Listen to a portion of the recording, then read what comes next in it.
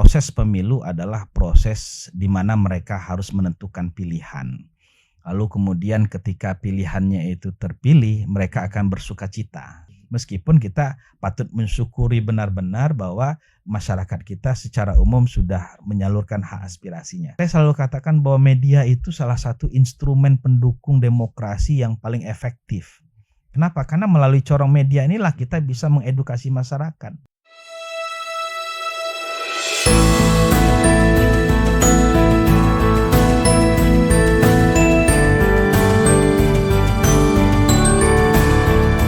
Hendrik Budiman dalam program Bincang Tribun.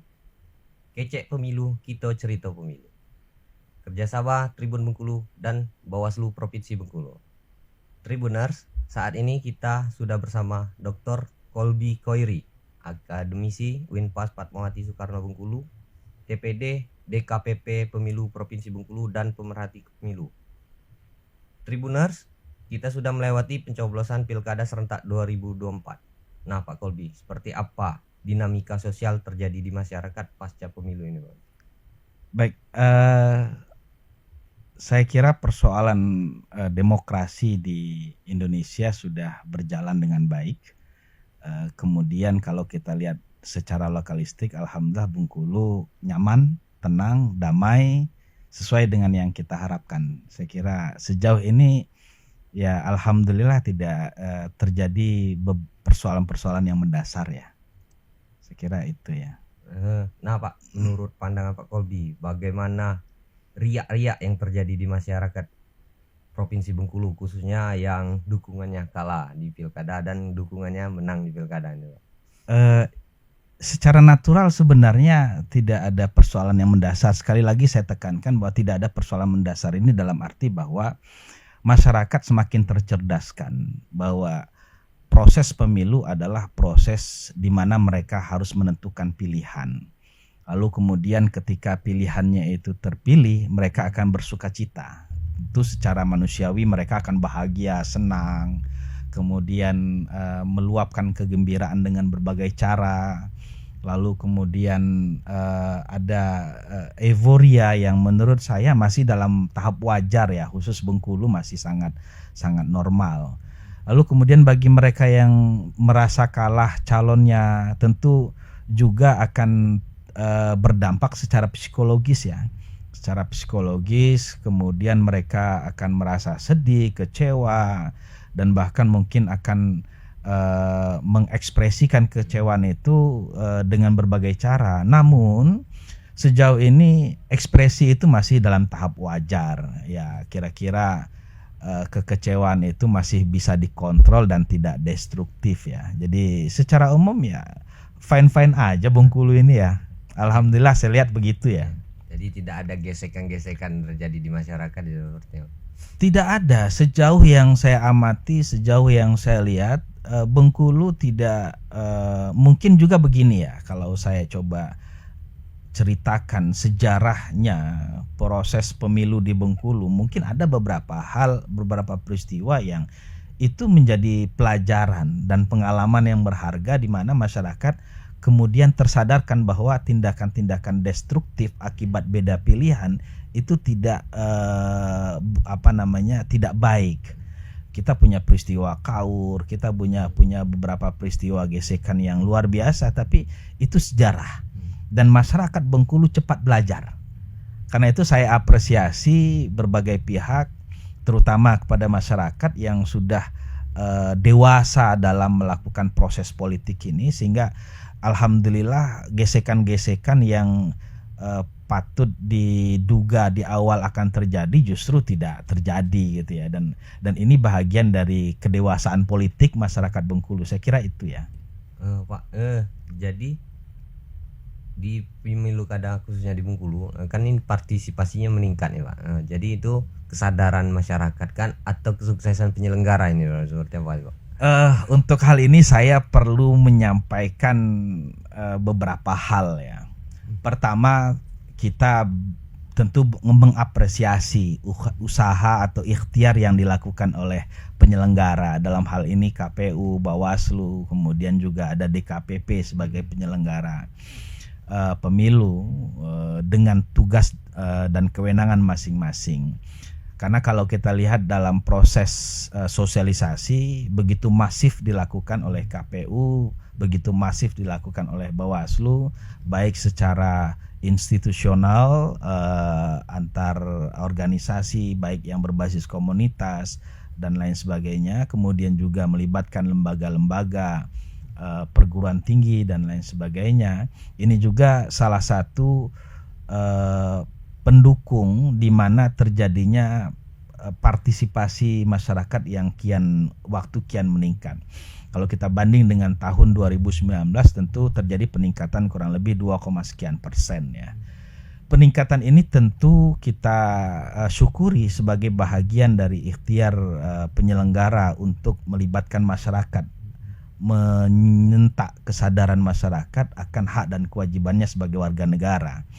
Namun di sisi lain, tentu sebagai akademisi kita juga perlu melihat apa saja faktor-faktor yang mendukung atau faktor-faktor yang mempengaruhi sehingga terjadi peningkatan ini. Kita tidak ingin tendensius ya, katakanlah kita menganggap bahwa ada upaya-upaya yang dilakukan oleh pihak calon dan lain sebagainya. Tetapi ini satu bentuk upaya yang maksimal dari penyelenggara. Itu yang pertama. Kedua, ini juga bahagian dari kesuksesan kontestan. Jadi para kontestan ini juga bekerja semaksimal mungkin untuk melibatkan masyarakat agar menyalurkan hak politik mereka, menyalurkan hak suara mereka di bilik suara.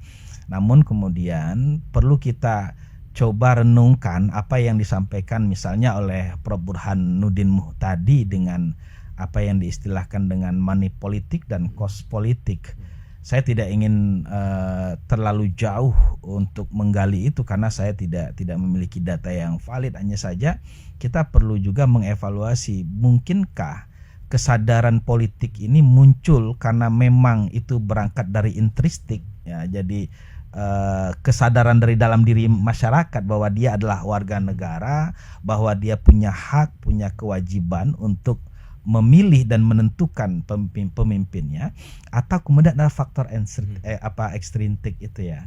Jadi faktor eksternal di mana ada mungkin paksaan, ada juga mungkin tekanan, atau mungkin ada dipengaruhi oleh faktor-faktor yang sifatnya material.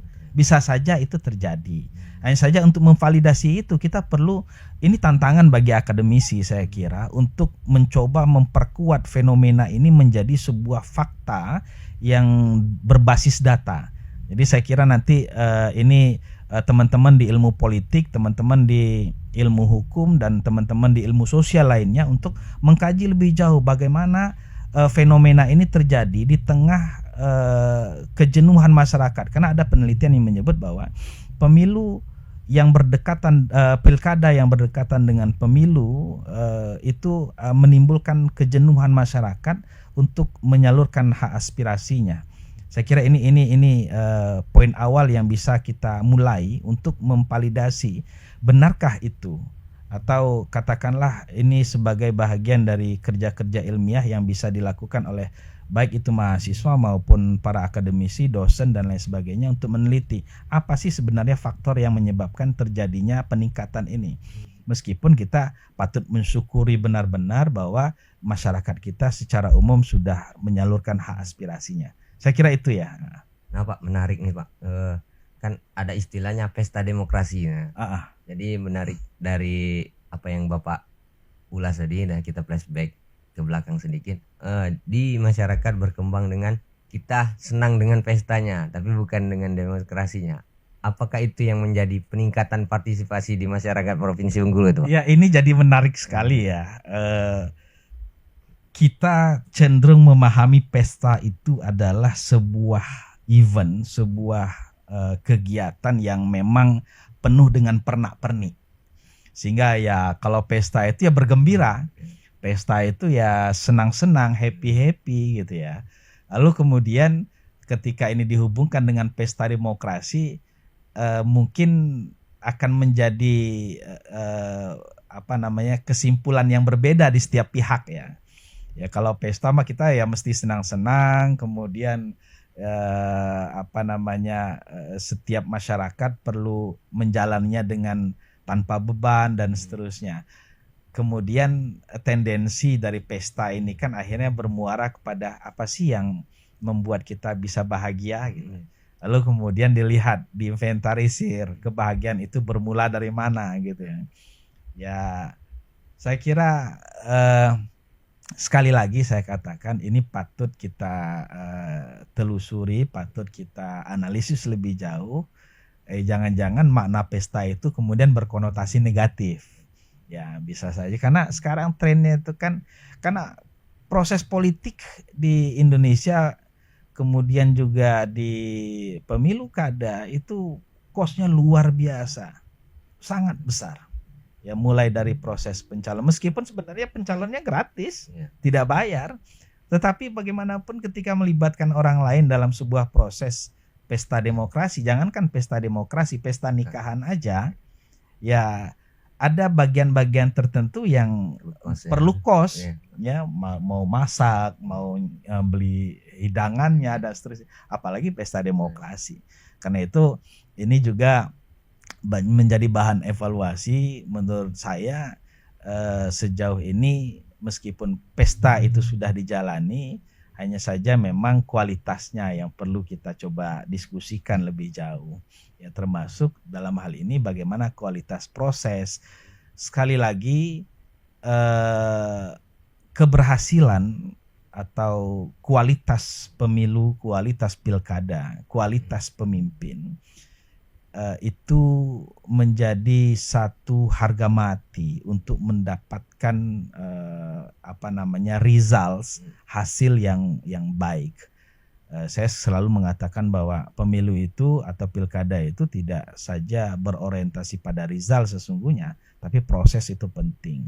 Ya, jadi bagaimana prosesnya itu yang menjadi telaah kita. Kalau prosesnya baik, prosesnya benar, patuh pada ketentuan, tunduk pada hukum, insya Allah hasilnya akan baik pula. Saya kira itu.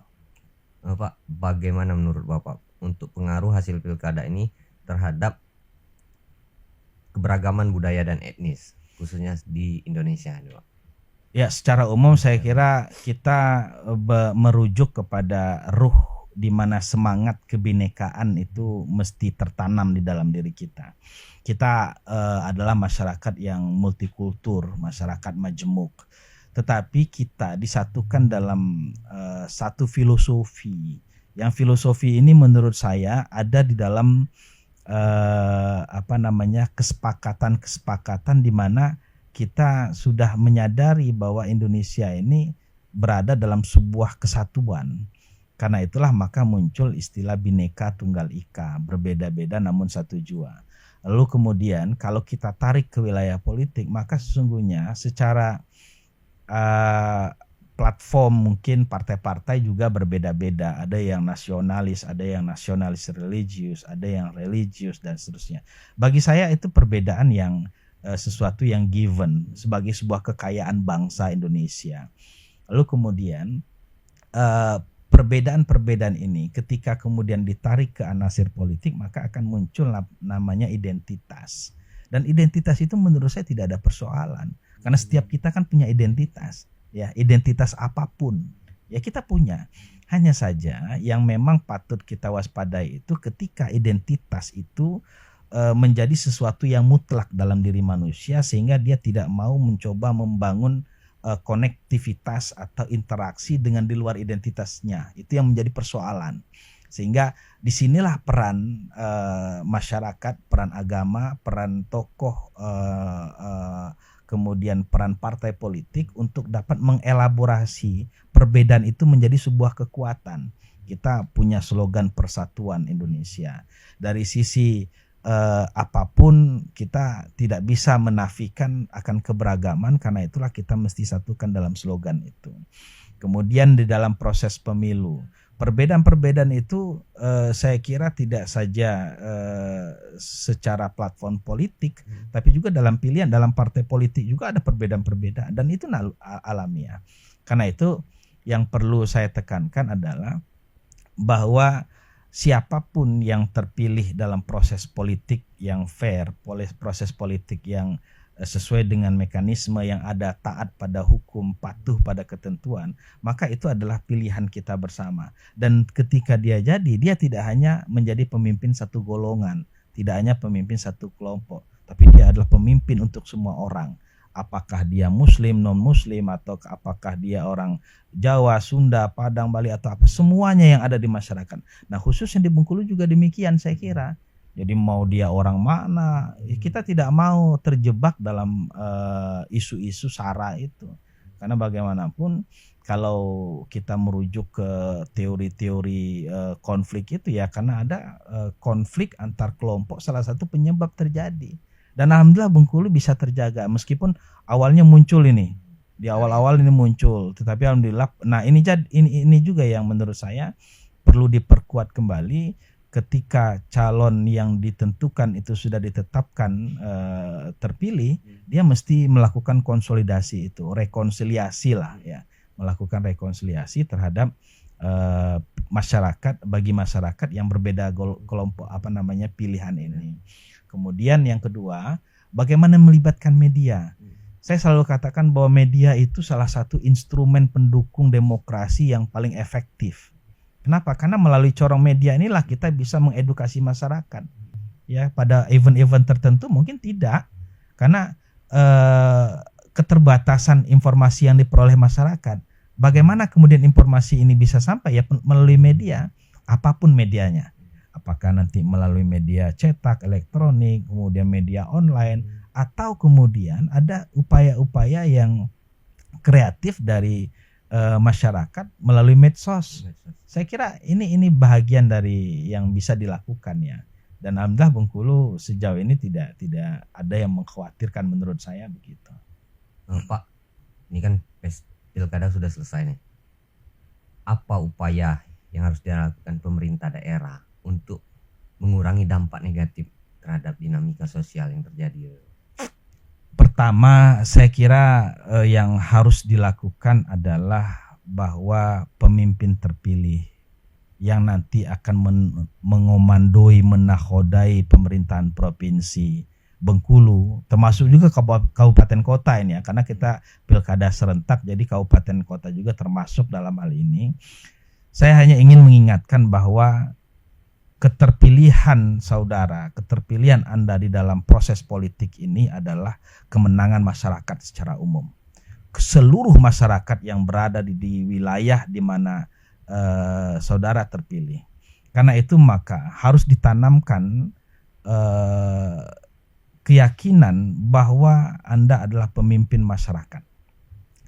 Kalau sudah meyakinkan pemimpin masyarakat, maka tidak ada lagi yang namanya pihak saya, pihak lawan. Itu yang penting ya. Jadi ada semangat dulu. Karena kita sesungguhnya berangkat dari semangat. Kalau bukan dari semangat itu yang tertanam, maka apapun yang dilahirkan, kebijakan apapun yang dimunculkan itu akan blunder. Ya. Karena itu yang pertama harus ada semangat itu. Yang kedua,